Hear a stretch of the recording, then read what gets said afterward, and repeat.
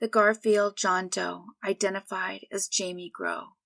It was June 13, 1981, when male remains were found in a grassy area located about 1/2 mile east of Garland, Arkansas, off Highway 62 East.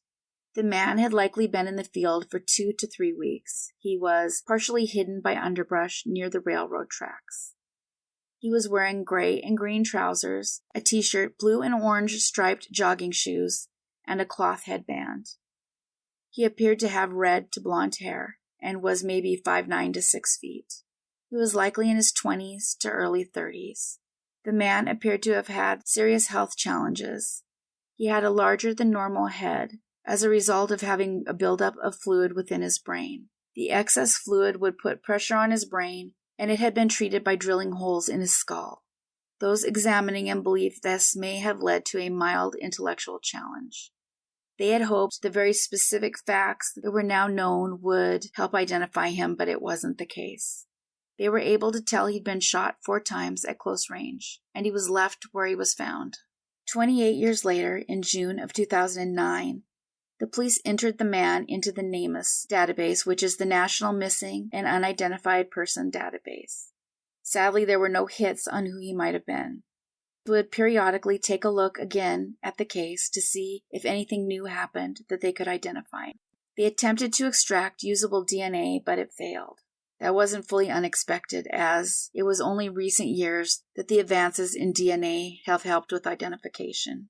It was decided in January of 2019 they would re-examine all the evidence from the crime scene. The Arkansas Crime Lab indicated they were willing to do what they could.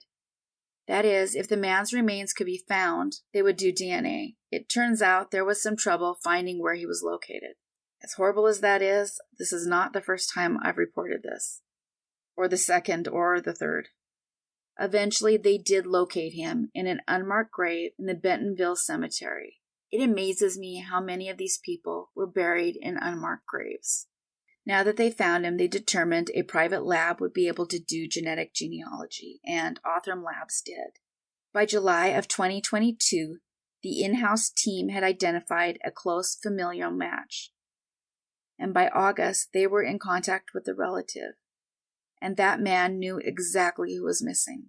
The next step is always to compare DNA from the closest match possible. They did so, and it was positive. On October 25th, 2022, it was announced that Fred James Grow once again had his name. It would turn out he was unidentified for 41 years, and that was longer than he'd been alive. Fred Grow, who went by the name of Jamie, was 33 years old, and he had planned a trip from Fayetteville, Arkansas, that should have taken him to Kansas City, Missouri, and then to Wichita, Kansas, and then on to Colorado to see family.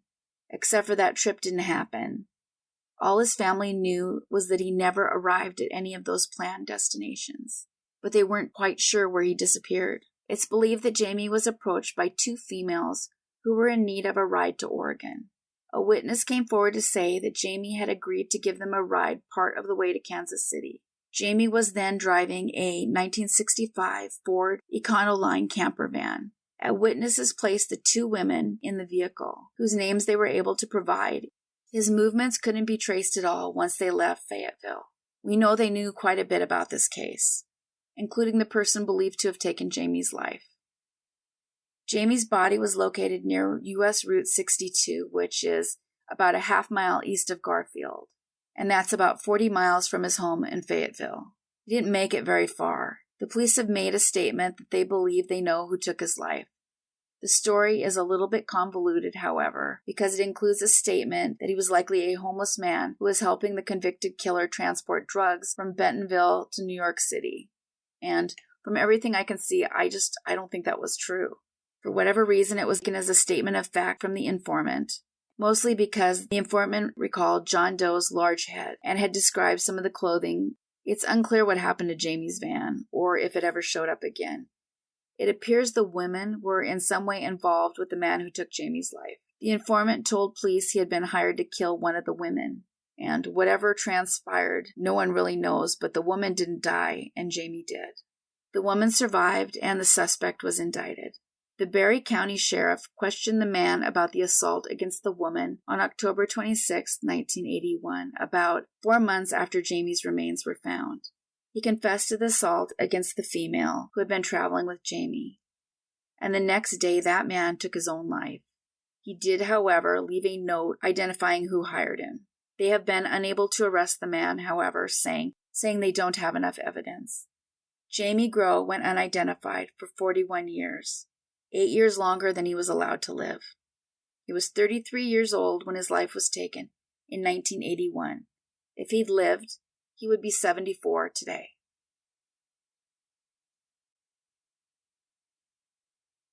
The Benton County Jane Doe, identified as Donna Sue Melton.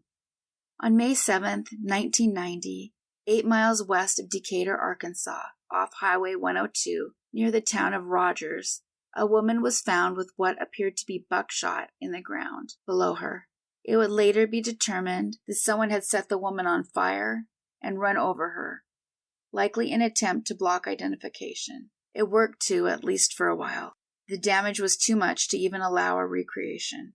A neighbor would report seeing a fire in the area of February 1990, but he didn't bother to check it out, and he figured someone was just burning trash. Thanks to Othram Labs, she once again has a name. Donna Sue Melton was last seen in the fall of 1989. Unrelated to her missing persons case, the federal authorities were already investigating her boyfriend at the time, George Alvin Bruton. George Bruton was not a good guy. He'd spent time on the FBI Most Wanted list for 3 months in 1979, after taking 2 families hostage in Utah. He ended up wounding several police officers in that same event.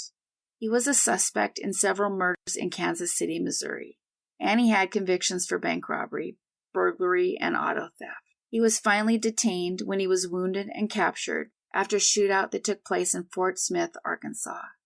He seemed all along like the best bet as to the person who took her life. He was paroled and released in 1988, but he kept committing more crimes. For this reason, he was under investigation again in July of 1989.